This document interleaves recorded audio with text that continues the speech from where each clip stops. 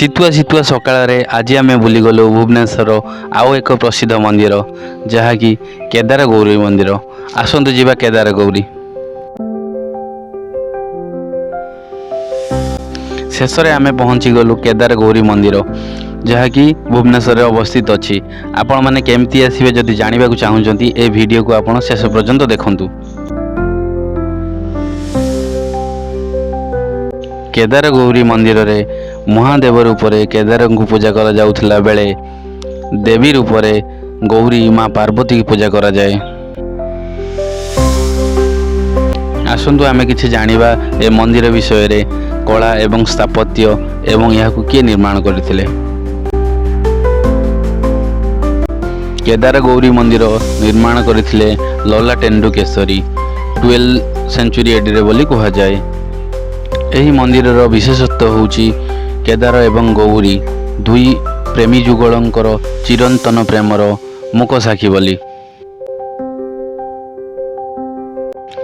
एही मंदिर को नहीं किछि पौराणिक मत रही अछि। आसंतु जानिबा किछि पौराणिक मत।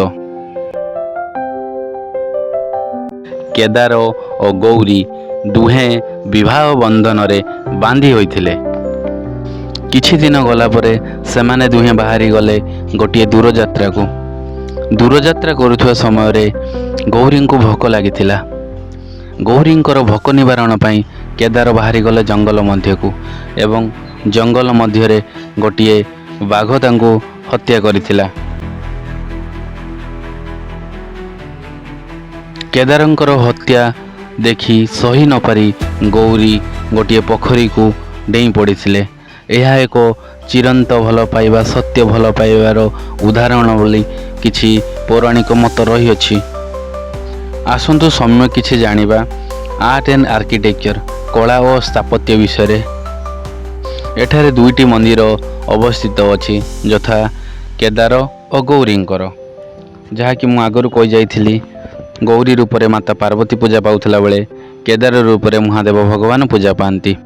ता सहित गणेश एवं कार्तिक मध्य एठारे पूजा पाती। मंदिर रे उच्चता हेउची 13.7 मीटर।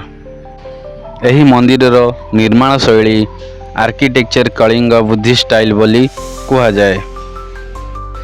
एठारे बहुत गुड़िए पर्वपर्वाणी पालन करा जाउथिला बेले ताहा मध्यरु शीतल षष्ठी अन्यतम पर्व अटे। आपण माने देखि पारुथिबे वर्तमान एठारे अन्न प्रसाद मध्य बिक्री करा जाए एवं आपण माने चाहिए भी एठारे खाई परिबे एवं नहीं भी मध्य पारिबे। एठाकू बहुत श्रद्धालु माने आसी थांती भुवनेश्वर तथा बाहर मध्य श्रद्धालु माने आसी थांती सेमानंकर दाम्पत्य जीवन सुखमय हो बोली मां को पाखरे कामना करि थांती। निश्चित भाव में आपण माने थरे केदार गौरी मंदिर को आसंतु एवं दर्शन करंतु। जदि मो वीडियो आपण माने किछि जानि पारुथिबे मो वीडियो जदि आपण मानक भलो लागथुबो ताले मते लाइक एवं शेयर करिवे।